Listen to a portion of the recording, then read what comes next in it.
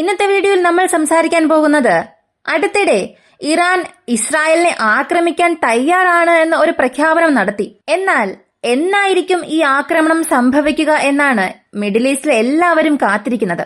മറുവശത്ത് ഇസ്രായേൽ പറഞ്ഞത് നിങ്ങളുടെ രാജ്യത്ത് കടന്ന് ആക്രമിക്കാൻ കഴിയും എന്നുണ്ടെങ്കിൽ തിരിച്ച് നിങ്ങളൊരു ആക്രമണം നടത്തിയാൽ അതിനും ഒരു പ്രത്യാക്രമണം നടത്താൻ ഞങ്ങൾ ഒരിക്കലും മടിക്കില്ല, അതിന് ഒരുപാട് സമയം എടുക്കില്ല എന്ന് നെതന്യാഹു പറഞ്ഞു. അപ്പോ ഇന്നത്തെ വീഡിയോയിലൂടെ വ്യക്തമായി അറിയാൻ പോകുന്നത് രണ്ട് രാജ്യങ്ങൾക്കും പരസ്പരം ആക്രമിക്കാൻ സാധിക്കും, അവർക്ക് സൈനിക ശേഷിയുണ്ട് എന്ന് തെളിയിച്ചിട്ടുണ്ട്. എന്നിട്ടും ഈ തുടർച്ചയായ ആക്രമണങ്ങളുടെ കാരണം എന്താണ്?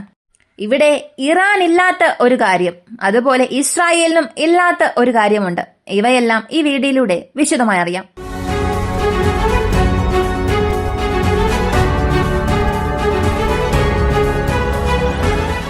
ഒന്നാമതായി ഇസ്രായേലിൽ നിന്നും തുടങ്ങാം.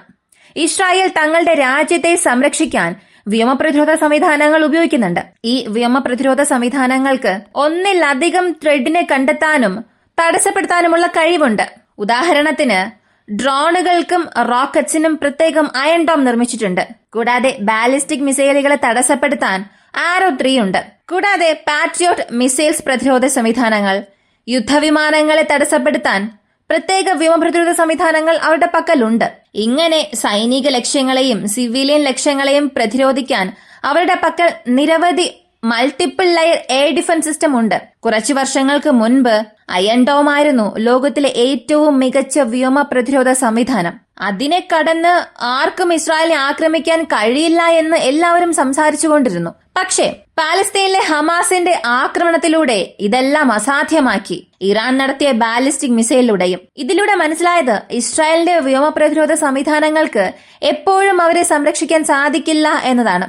അതിനെയും കടന്ന് ഈ രാജ്യങ്ങൾക്ക് ഇസ്രായേലിനെ ആക്രമിക്കാൻ കഴിയും എന്ന് ലോകത്തിന് തെളിയിച്ചു. വാസ്തവത്തിൽ അടുത്തിടെ ഇറാന്റെ സുപ്രീം ലീഡർ ഒരു സ്പീച്ച് കൊടുത്തു. അതിൽ അദ്ദേഹം പറഞ്ഞത് നിങ്ങൾ നൽകിയിരിക്കുന്ന ഷീൽഡ് പോലും ഞങ്ങളെ കൊണ്ട് തകർക്കാൻ കഴിയുമെന്ന് ഞങ്ങൾ ലോകത്തിന് കാണിച്ചു കൊടുത്തുവെന്ന് ഒരു പ്രസംഗം നടത്തി.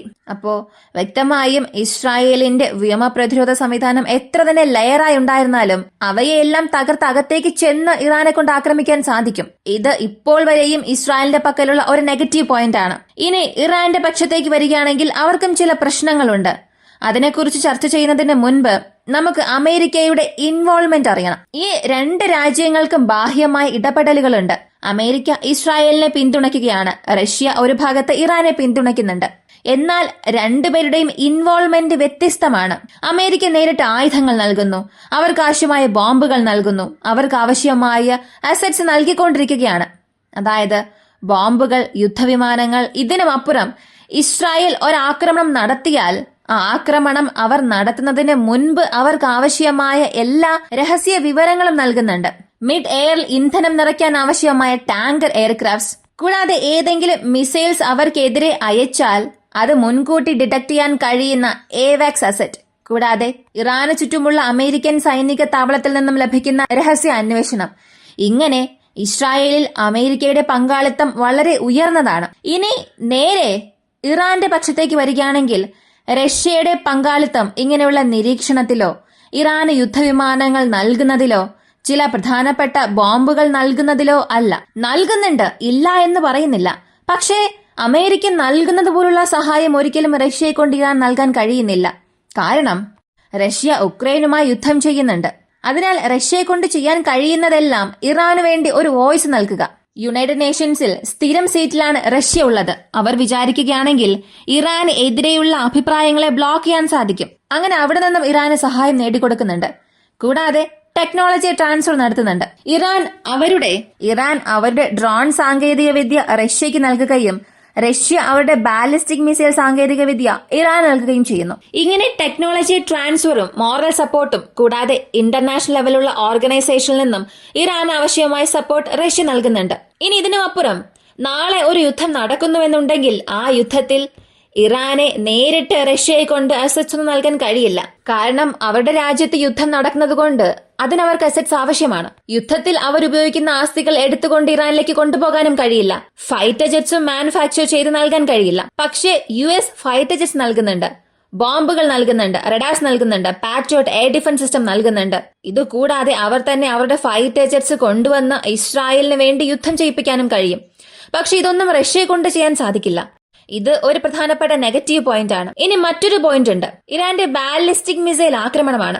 ഓരോ തവണയും ഇറാൻ ആക്രമിക്കുമ്പോൾ ഏകദേശം 150 മുതൽ 250 ബാലിസ്റ്റിക് മിസൈലുകൾ ഉപയോഗിക്കുന്നുണ്ട്.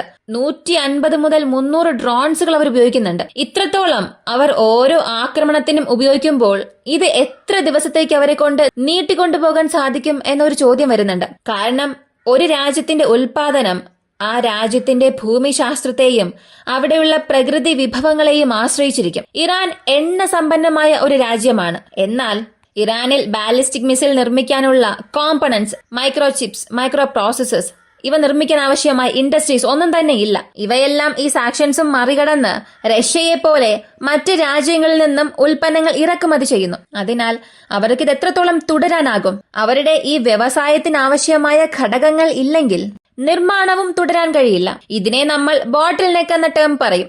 ഈ ബോട്ടിൽ നെക്കിനെ പൂർത്തീകരിക്കാൻ അവർക്ക് യാതൊരു മാർഗവുമില്ല. അവർക്ക് നേരിട്ട് യുഎസിനോട് നിങ്ങളുടെ കമ്പനി മാനുഫാക്ചർ ചെയ്ത ചിപ്പുകൾ നൽകാൻ അവർക്ക് നേരിട്ട് യുഎസിനോട് ചെന്ന് നിങ്ങളുടെ കമ്പനി മാനുഫാക്ചർ ചെയ്യുന്ന ചിപ്പുകൾ നൽകാമോ എന്ന് ചോദിക്കാൻ കഴിയില്ല. ചോദിച്ചാലും അവർ ഒരിക്കലും നൽകില്ല.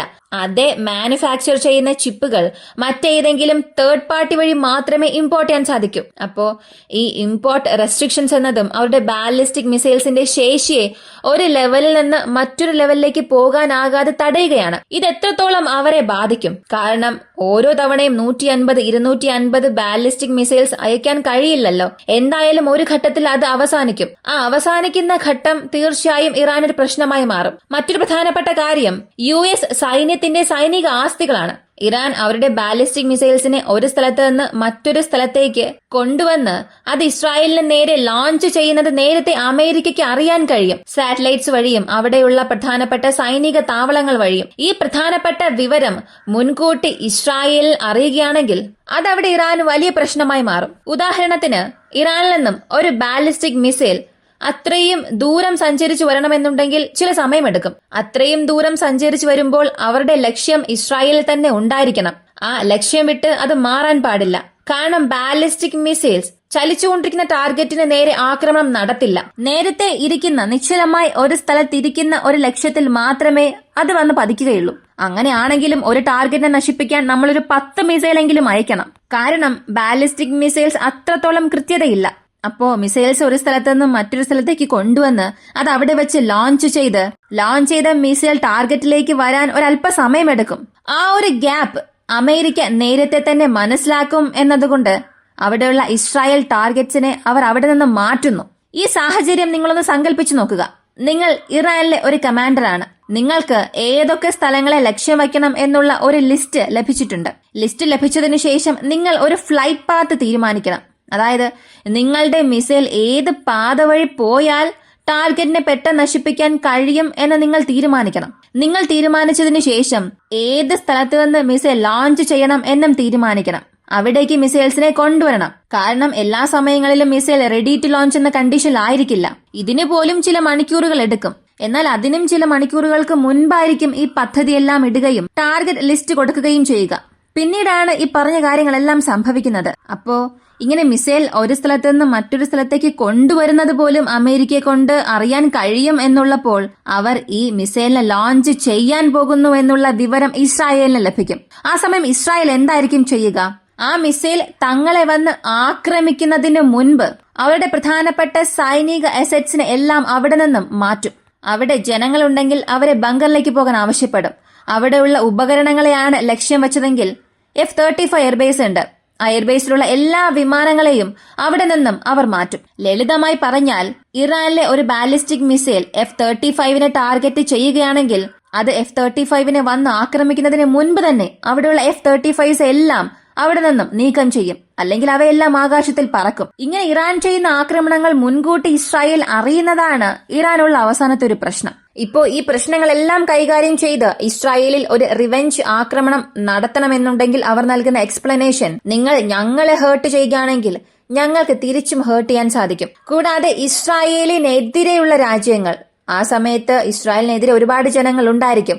അവർക്ക് നൽകുന്ന ഒരു വിശ്വാസവും ഇതാണ്. അപ്പോ ഇറാന്റെ ആക്രമണം എന്നത് ഇസ്രായേലിന്റെ സൈനിക ശേഷിയെ നശിപ്പിക്കുന്നില്ല, അത് അവിടെയുള്ള ആളുകൾക്ക് ഒരു പ്രതീക്ഷ നൽകുന്നുണ്ട്. ഇനി ഇറാനെ കൊണ്ട് ഇസ്രായേലിന്റെ സൈന്യത്തെ കൈകാര്യം ചെയ്യാൻ കഴിയില്ല എന്ന് ചോദിച്ചാൽ തീർച്ചയായും സാധിക്കും, കൈകാര്യം ചെയ്തിട്ടുമുണ്ട്.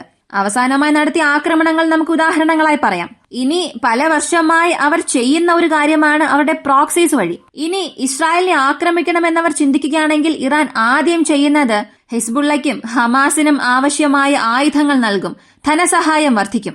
അങ്ങനെ അവർ ഇസ്രായേലുമായി നേരിട്ട് ആക്രമിക്കുകയും ഇറാനു വേണ്ടി ഒരു പ്രതികാരം അവിടെ നടത്തുകയും ചെയ്യും. എന്നാൽ അതിനപ്പുറം പുറത്തുള്ള രാജ്യങ്ങൾക്ക് ഇറാൻ ഒരു ദുർബല രാജ്യം അല്ല എന്ന് കാണിക്കണമെന്നുണ്ടെങ്കിൽ ഇങ്ങനെയുള്ള മിസൈൽസ് ആക്രമണങ്ങൾ നടത്തിയേ മതിയാവുകയുള്ളൂ. അങ്ങനെ ഒരു മിസൈൽ ആക്രമണം നടന്നാലും ആ ഒരു സ്ട്രൈക്ക് ഇസ്രായേലിന്റെ നിർണായക അടിസ്ഥാന സൗകര്യങ്ങളെ ഏതൊരു രീതിയിലും ബാധിക്കില്ല. കാരണം സ്ട്രൈക്ക് വരുന്നതിന് മുൻപ് തന്നെ അവർക്കതിന്റെ വിവരങ്ങൾ ലഭിക്കുന്നുണ്ടല്ലോ. പക്ഷെ ഇറാൻ അങ്ങനെ ആക്രമിക്കുമ്പോൾ ഇറാനിലെ ജനങ്ങൾക്ക് അതൊരു വലിയ പ്രതീക്ഷ നൽകുന്നു. കൂടാതെ ഇസ്രായേലിനെ എവിടെയാണോ ആക്രമിക്കേണ്ടത് അവിടെ ഹിസ്ബുള്ള വഴിയും ഹമാസ് വഴിയും ഹൂത്തികൾ വഴിയും ഇറാൻ ആക്രമിക്കുന്നുണ്ട്. ഇത് നേരത്തെ ഇറാൻ ചെയ്തുകൊണ്ടിരിക്കുന്നുണ്ട്.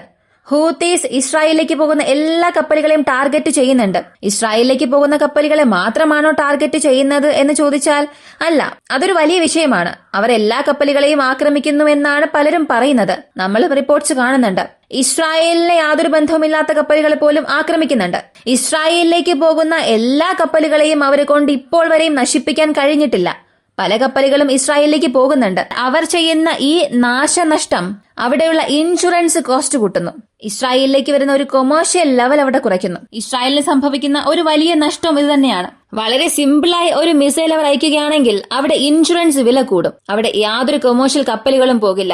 ഇസ്രായേലിനുള്ളിൽ നിന്ന് ഏതെങ്കിലും കപ്പലുകൾ പോകണമെന്നുണ്ടെങ്കിൽ അതിന്റെ വിലയും വർദ്ധിക്കും. ഇത് നേരെ ചെന്ന് ബാധിക്കുന്നത് അവരുടെ രാജ്യത്തിലെ ജനങ്ങൾ തന്നെയായിരിക്കും. അപ്പോൾ അവർ അവിടെ ചെയ്യുന്ന ഒരു ആക്രമണം എന്നത് മറ്റൊരിടത്താണ് പ്രതിഫലിക്കുന്നത്. ആ ആക്രമണം നടന്ന സ്ഥലത്ത് അത് പ്രതിഫലിക്കില്ല. എന്നാൽ നമ്മളത് മനസ്സിലാക്കണം. നമ്മൾ ചെയ്യുന്നത് അവിടെയുള്ളത് മാത്രമേ നമ്മൾ സംസാരിക്കുകയുള്ളൂ.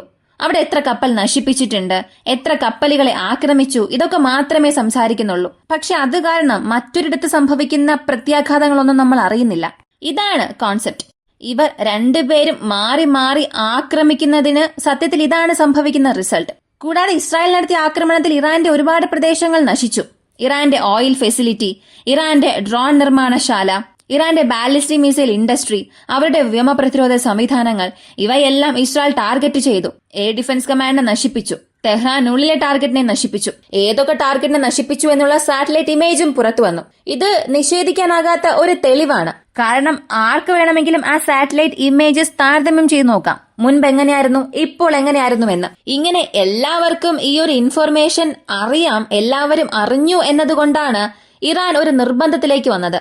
അടുത്ത് വീണ്ടും ഒരു റിട്ടാലിയേഷൻ നടത്തണം എന്ന്. കാരണം ഇസ്രായേൽ അകത്തേക്ക് വന്ന് ആക്രമിച്ചു എന്നുള്ളപ്പോൾ ഇറാൻ തിരിച്ചാക്രമിക്കണം. അവർ ഒന്നും ചെയ്യാതിരിക്കുകയാണെങ്കിൽ അവർ ഒരു ദുർബല കൺട്രിയാണെന്ന് പറയും. അവർ ഒരു ദുർബല രാജ്യമാണെന്ന് മറ്റു രാജ്യങ്ങൾ പറയും. അപ്പോ അവർ തീർച്ചയായും ആക്രമിക്കണം. അതിന് പ്രതികാരാക്രമണം ഇസ്രായേൽ ചെയ്യുമോ? ഇതിനെങ്ങനെ ഇസ്രായേൽ റെസ്പോൺസ് ചെയ്യുന്നു എന്നുള്ളത് കാത്തിരം തന്നെ കാണണം. കൂടാതെ മറ്റൊരു പോയിന്റ് പറയേണ്ടത് B-52 ബോംബേഴ്സ് മിഡിൽ ഈസ്റ്റിലേക്ക് പോകുന്നുണ്ട്. കൂടുതൽ അഡീഷണൽ ഏരിയൽ റീഫ്യൂവലിംഗ് ടാങ്കേഴ്സും മിഡിൽ ഈസ്റ്റിലേക്ക് അയക്കുന്നുണ്ട്. ഇതും അമേരിക്ക വഴിയാണ്. ഇതെല്ലാം അമേരിക്കൻ അസറ്റ്സ് ആണ്, ഇസ്രായേലിന്റെ അസറ്റ്സ് അല്ല. കൂടുതൽ ഫ്യൂൽ ടാങ്കേഴ്സും B-52 പോകുന്നു എന്നുണ്ടെങ്കിൽ അതിനർത്ഥം അടുത്ത തവണ ഇസ്രായേൽ റിട്ടാലിയേഷൻ ചെയ്യുന്നുവെന്നുണ്ടെങ്കിൽ അത് വളരെ സ്ട്രോങ് ആയിട്ടായിരിക്കും, ചെറിയ രീതിയിലൊന്നും ആയിരിക്കില്ല.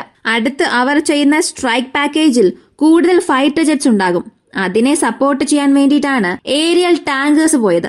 കൂടുതൽ എയർ ലോഞ്ച്ഡ് ബാലിസ്റ്റിക് മിസൈൽസ് ഉണ്ടാകും. അതിനെ സപ്പോർട്ട് ചെയ്യാനാണ് B-52 ബോംബേഴ്സ് പോയിട്ടുള്ളത്. ഇതിനൊക്കെ ഇറാൻ എങ്ങനെ റെസ്പോൺസ് ചെയ്യുന്നു എന്നുള്ളത് കാത്തിരം തന്നെ കാണാം. ഈ ഒരു വീഡിയോയെ കുറിച്ചുള്ള നിങ്ങളുടെ അഭിപ്രായം കമന്റിൽ പറയുക. വീഡിയോ ഇഷ്ടമായാൽ ലൈക്ക് ചെയ്യുക, ഷെയർ ചെയ്യുക. നമ്മുടെ ചാനൽ ആദ്യമായി കാണുന്നവരാണെങ്കിൽ മറക്കാതെ സബ്സ്ക്രൈബ് ചെയ്ത് സപ്പോർട്ട് ചെയ്യുക. മറ്റൊരു വീഡിയോയുമായി വീണ്ടും കാണാം.